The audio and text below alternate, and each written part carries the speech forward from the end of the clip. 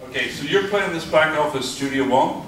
Playing this back off of Studio One, yes sir. The wheels go round, I check into another town and company and stranger. Alright, so can you hear all that out there?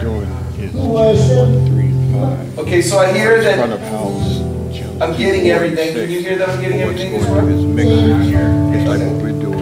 After we set one, that controls the mix. The church are here. Are you available for the next month and a half?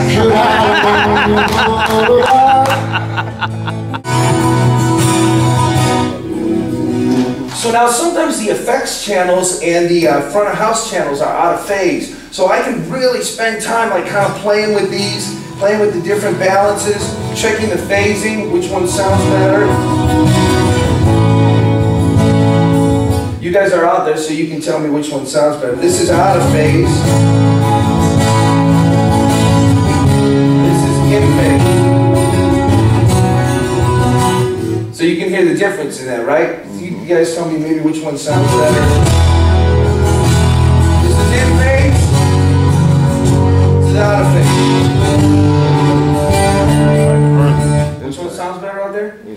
In phase sounds better. So yeah, so great. So now I got that all worked out. And I've got my EQs worked out.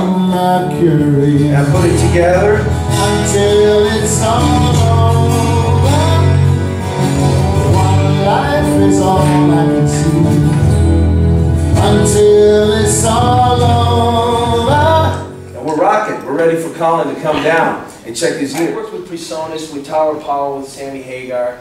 And so I called Rick and I said, we're going over to Europe.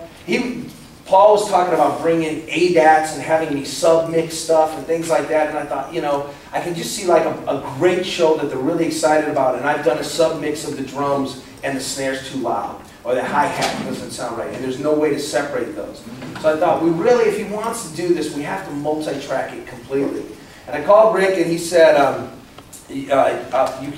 asked him, do you have a rig over in Europe, you know, that we could use? And he said, well, how would you like to take out the new Studio Live? And at first, I thought, you know, I've never done a tour with Paul, and this is a $3,000 desk, and I'm going. And I've been on digital boards before that I've had problems with, that have frozen up and things, and I thought, can it really be that good? And I worried a little bit. And, but I thought, you know what, I'm going to take the board, and I'll do the first show on it, and if it doesn't work, it's going to live in the trailer for the rest of the tour, and I'm just going to use what they have in the house. But the first few shows I did, I was amazed with the way it sounded. It was great, and the ease of being able to bring my own console every day and to have all my compressors set and everything, and then giving him his hard drive at the end of the tour. He's got a new album coming out. There's 3 tracks from that tour on his new album using this board. Chickenfoot has a new album coming out. They're re-releasing their first album. They're using 5 tracks that we recorded this summer on this board. People ask me all the time, how good are the preamps? I mean, it's Joe Satriani. He's one of the top guitar players in the world, top tone guys. And they had all these live shows archived from 2 years ago, and they had a lot more of them. And he picked using the sounds of this console over, and it was a profile console. They picked this over it because they thought this sounded better.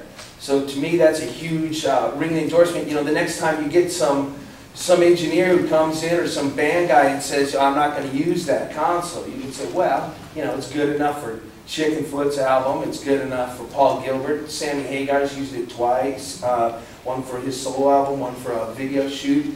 So if it's good enough for those guys, I would imagine it's probably good enough for D.B. Cooper's.